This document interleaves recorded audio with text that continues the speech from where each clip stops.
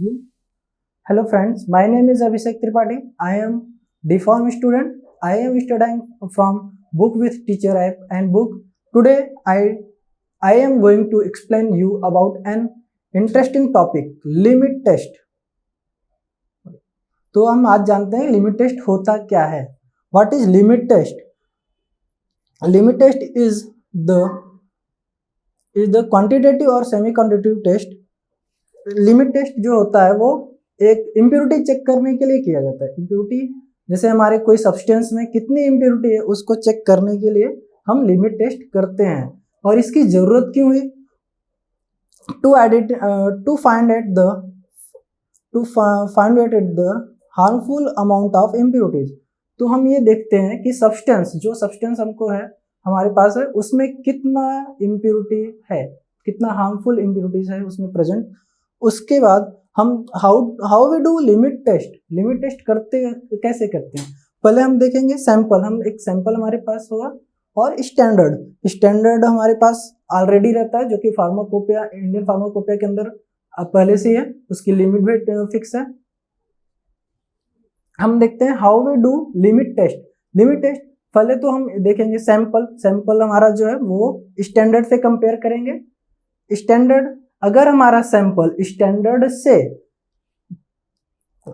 से कम आता है, लेस है, तो हमारा टेस्ट पास माना जाएगा.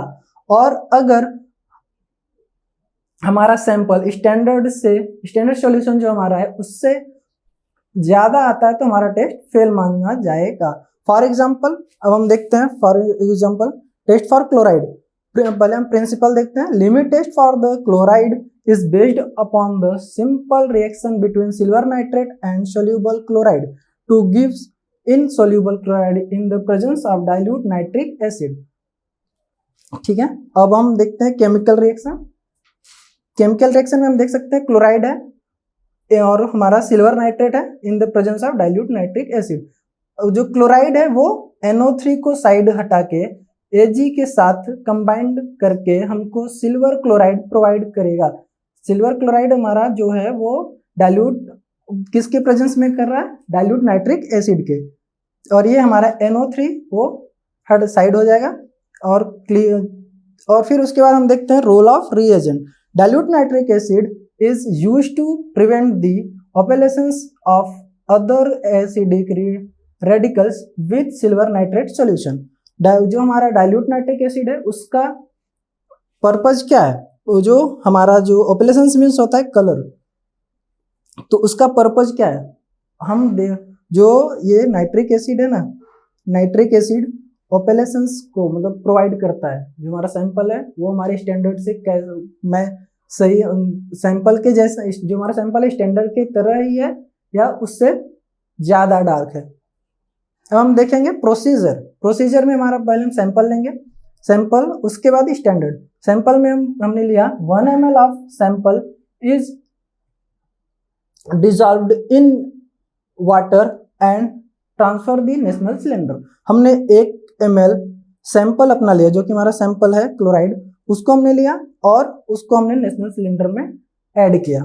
फिर हमने स्टैंडर्ड में हमने क्या किया? स्टैंडर्ड तो हमारे पास पहले से है ना, तो NaCl जो हमारा है वो हमको करना दो. हमारा ये NaCl जो है वो स्टैंडर्ड है. 1 ml हमने स्टैंडर्ड लिया, उसको भी हमने नेशनल सिलेंडर में डाला. फिर उसके बाद second point, add 10 ml of dilute nitric acid. फिर हमने उसमें डाइल्यूट नाइट्रिक एसिड 10 ml डाला और सैंपल में, और स्टैंडर्ड में भी हमने 10 ml डाइल्यूट नाइट्रिक एसिड ही ऐड किया है. थर्ड पॉइंट हमारा है add 1 ml of AgNO3 solution, फिर stir immediately with a glass rod. फिर हमने 1 ml सिल्वर नाइट्रेट डाला है और उसको हमने ग्लास रॉड से स्टर किया है सैंपल में. और सेम प्रोसीजर हमने स्टैंडर्ड में भी किया. वही हमने add 1 ml of AgNO3 solution, stir immediate with a glass rod, और हमने वही चीज वहां पे भी किया. 1 ml लिया, उसको हमने स्टर किया AgNO3 को. और फिर हमने हमारा 4th पॉइंट है dilute up to 50 ml water, और हमको जो हमारा वो नेशनल सिलेंडर है ना, तो हमको वॉल्यूम मेकअप करना ना, तो हम 50 ml हम उतना अपना कवर करेंगे।